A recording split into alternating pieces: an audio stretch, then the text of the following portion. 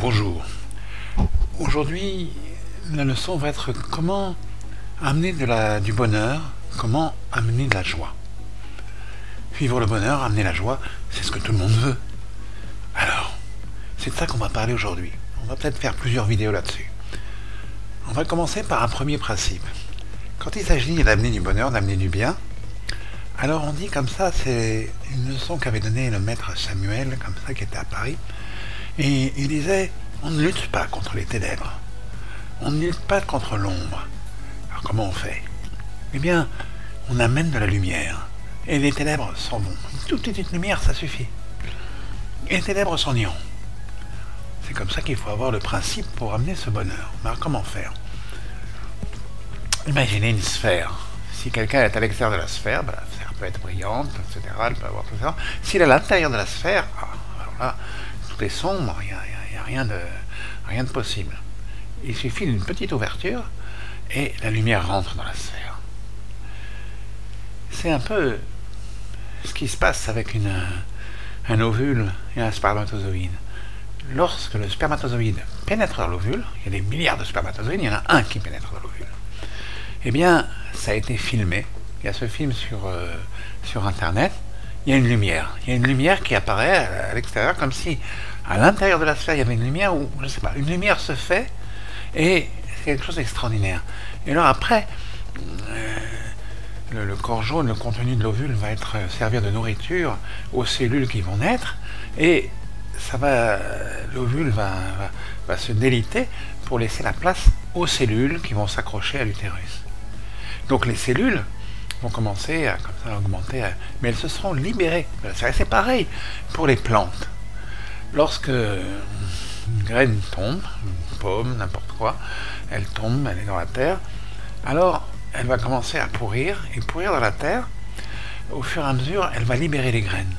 Les graines qui étaient à l'intérieur de la pomme, à l'intérieur du fruit, vont se libérer, elles vont avoir une lumière, elles vont se mettre, et elles vont devenir comme ça effectives, et l'ADN pourra s'exprimer. Et ainsi, un nouvel arbre, un nouvel fruit pourra apparaître. Ceux qui font de l'agriculture ou du jardinage me comprendront. C'est très simple. Et même à l'intérieur de la graine elle-même, c'est quelque chose qui va pourrir aussi, et qui va laisser la place aux cellules qui vont devenir le nouvel arbre, etc. C'est pareil lorsque vous avez un cercle. Vous tournez autour du cercle, eh bien on revient toujours au même endroit. Donc le cercle, c'est un infini, mais pas vraiment un infini, puisque c'est quelque chose qui est fermé. Par contre, vous cassez votre cercle en deux demi-cercles, et vous accrochez un demi-cercle avec l'autre demi-cercle, comme ça. Et là, vous allez obtenir la première forme d'une sinusoïde. Et oui, un cercle se transforme en sinusoïde quand il s'ouvre. Alors, cette sinusoïde, c'est comme ça que se transmet la lumière, c'est comme ça que se transmettent les sons. Et voilà. Et donc vous avez, dans cette ouverture, vous avez là la lumière qui va apparaître. Alors, ce serait peut-être la première leçon qu'il faut avoir. La première leçon qu'il faut avoir pour cette histoire de bonheur. Comment amener le bonheur? Donc il va falloir ouvrir la sphère, il va falloir casser le cercle. Il y a quelque chose de vous qui fait qu'on veut rester enfermé dans sa propre bulle, qu'on veut rester enfermé dans son propre cercle parce qu'on le connaît, on sait qu'on va revenir à chaque fois au même endroit, et l'endroit où on reviendra, on le connaît parfaitement. Il y a quelque chose qui est un petit peu à risque, c'est sortir de ça. Alors la première loi du bonheur, ça va être celle de donner. C'est très étrange, mais quand on donne, on en ressent un bien-être. Vous verrez, vous devriez essayer.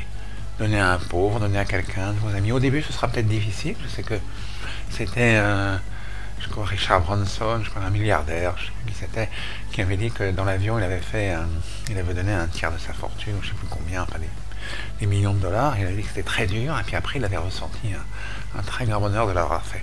Il y a un bonheur de donner.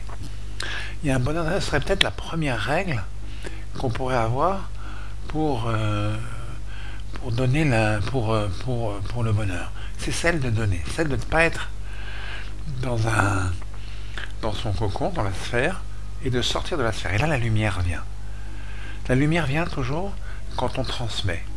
Il y avait un très beau texte du maître Levi Yitzhak, qui c'était un maître Chabad, hein, qui avait écrit un texte très intéressant sur l'eau. Il y a deux sortes d'eau. Il y a l'eau qui est stagnante, qu'on met dans une citerne, et l'eau qui est celle de la source. L'eau qu'on met dans une citerne, à un moment donné, elle va pouvoir pourrir, elle va devenir putride. Voilà, la citerne en plus, souvent les citernes ont des fissures et l'eau coule. Donc l'eau de la citerne va devenir pourrie, elle va pas, à un moment donné, elle peut ne plus être... et puis elle sera pas aussi bonne que l'eau d'une source, qui est prise tout de suite directement à la source. Alors l'eau d'une source, comment pourquoi? Qu'est-ce qu'il comparait dans cette idée-là? Il disait, il avait tout un texte dans lequel il dit les eaux du ciel descendent, et c'est très intéressant. Il y a des eaux qui sont dans le ciel, comme ça, qui viennent des nuages, elles tombent dans la terre, et de la terre, elles tombent à l'intérieur de la terre, tout à l'intérieur, profondément à l'intérieur de la terre, il y a des cavernes pleines d'eau, et puis après ça ressort dans des sources. Et c'est comme ça qu'une source, la source, quand vous voyez une source, la source, elle vient du profond de la terre. Hein. L'eau a été filtrée à travers les roches de la terre, du profond de la terre. Et alors, cette eau des sources, il y a des fois des sources qui sont bouchées. Il y a des sources qui ne donnent pas, parce que les gens veulent garder. Et qu'est-ce qui se passe? Pour qu'une eau devienne pure, et qu'elle purifie tout, et qu'elle soit une bonne eau de la source, il faut qu'elle soit transmise. Il y a ce passage donc de l'eau qui va de l'intérieur de la profondeur de la terre jusqu'au sommet des cieux. Et la pensée de l'homme, l'enseignement de l'homme, c'est la même chose. Il doit aller dans les profondeurs de l'esprit et travailler, puis il va ressortir pour être donné à quelqu'un. Et on va donner un enseignement. Et cet enseignement, c'est quelque chose qui purifie. Les eaux vont se transmettre de quelqu'un à quelqu'un d'autre, etc., d'une personne à l'autre. Ça, c'est aussi un des secrets du bonheur, cette espèce de donation. Et cette eau, en fait, quand elle va se transmettre, il va y avoir une autre eau qui va venir parce qu'il y aura eu un vide et il y aura comme ça un courant d'eau qui viendra des sommets du ciel aux profondeurs de la terre et qui sortent en source. Et pareil avec votre esprit. Votre esprit correspond pour être comparable aux profondeurs de la terre.